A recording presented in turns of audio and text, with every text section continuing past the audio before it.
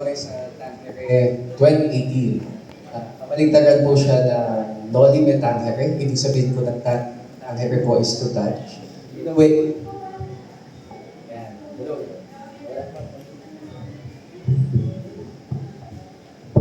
Yan, better po. So, ibig sabihin po ng to touch, we're looking at trying to touch the lives of yung mga respondents namin. Sa ngayon po, meron po kaming mahigit 1,000,000 users or yung mga shoutout po kung nanonood po kayo ngayon. Yung mga tinatawag po namin na katangere na regular sumasagot ng survey. At mahigit 200,000 na po ang nanalo ng cellphones, GCash, groceries sa pagsagot ng survey namin. So we're touching their lives at the same time, we're giving them a platform to express their opinion sa issues sa bansa. At kasama dyan yung latest results po namin. We did a survey sa trust and satisfaction rating ng cabinet ni Pangulong Marcos at impeachment survey.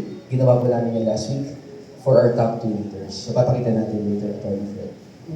Sige, I think we should be ready for that result sometime in the middle of the program. I don't know with the setup of the team. Dapat pinakita natin yon. But at the same time, Ms. Malu,